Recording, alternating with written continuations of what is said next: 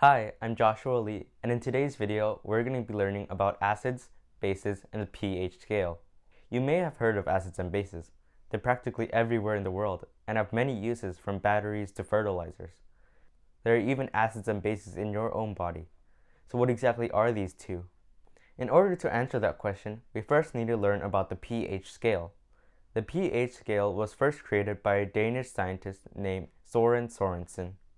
It's a scale that measures the acidity or alkalinity of any substance. pH is said to stand for potential of hydrogen or power of hydrogen. As you can see, the pH scale goes from 0 to 14, and the exact middle here is 7, which is considered neutral. So pure water would have a pH of exactly 7. In order to find out the exact pH of a substance, we can use the formula pH equals negative log of H plus. Here, the H plus stands for the chance of a hydrogen ion forming in the substance.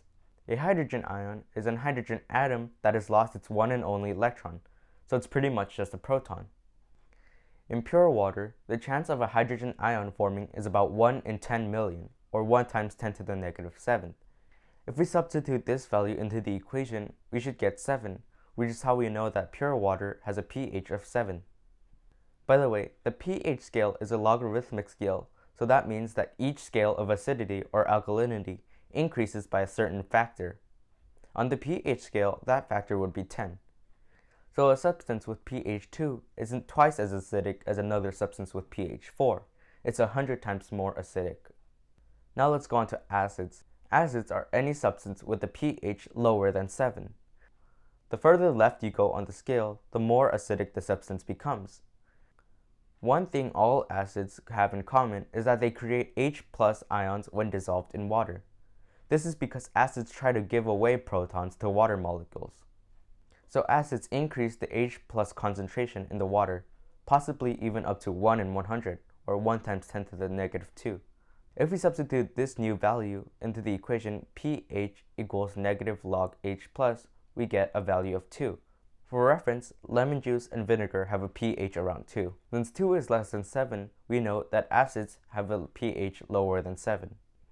But the acidity of an acid depends on how many H plus ions are produced when the acid is dissolved in water. So the more H plus ions are produced, the more acidic the acid is. Acids also tend to have a sour taste and often corrode metals.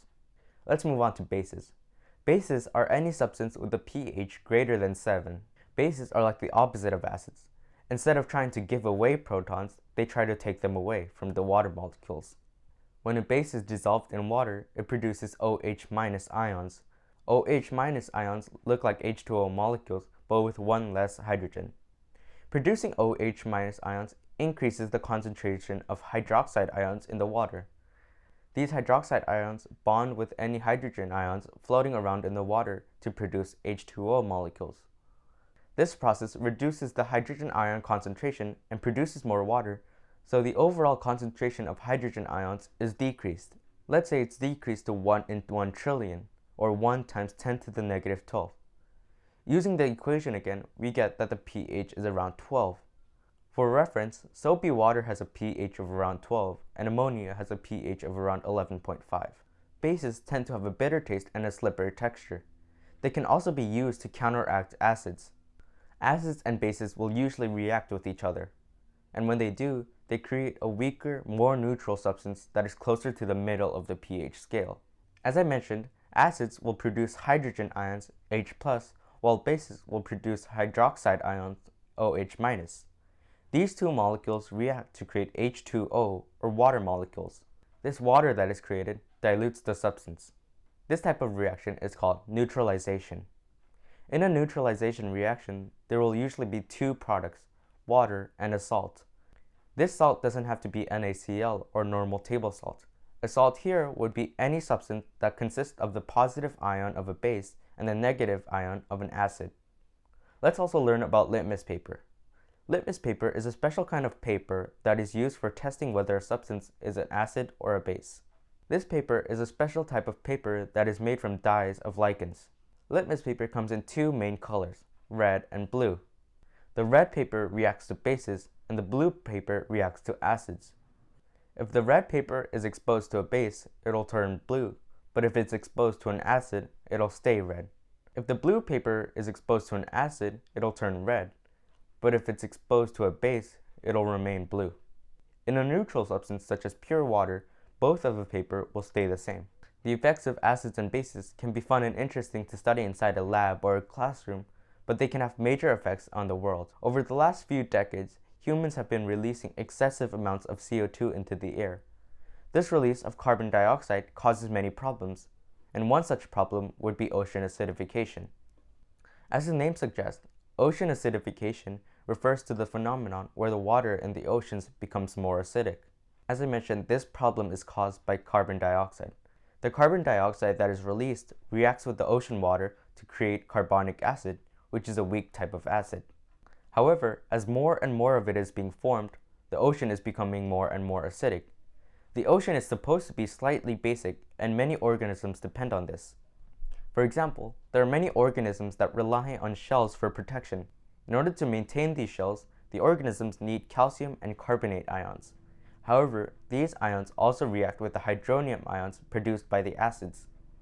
When these ions react with the hydronium, it turns them into an unusable form. Without the presence of these important ions, the shells start to dissolve, leaving the organisms unprotected. Ocean acidification also affects humans. As you probably learned in elementary school, the ocean plays a big role in the water cycle. The acidic water in the oceans is going to be the same water that's going to be raining on us. This is known as acid rain, which usually has a pH of around 4.2 to 4.4, which is about as acidic as a tomato. Acid rain can also be caused by sulfur dioxide and nitrogen oxide. When these gases are released into the air, they react with the oxygen to create acid rain. This rain can have many devastating effects, such as destroying entire forests, ruining crops, and even destroying man-made materials, such as statues and buildings. Acid rain can also exist in the form of fog, where it can easily be inhaled, causing major health issues. In order to stop this problem, we'll need to stop, or at least reduce, the excess emissions, which is an obvious solution, but it may be very hard to do this. Most of these gases are released by factories, electricity production, and transportation. These are all things that have become almost necessary to us. So, solving this problem won't be very easy, but we should all do our part to help save the planet. In today's video, we learned about acids, bases, and the pH scale. I hope you enjoyed this video. Please subscribe, and thanks for watching.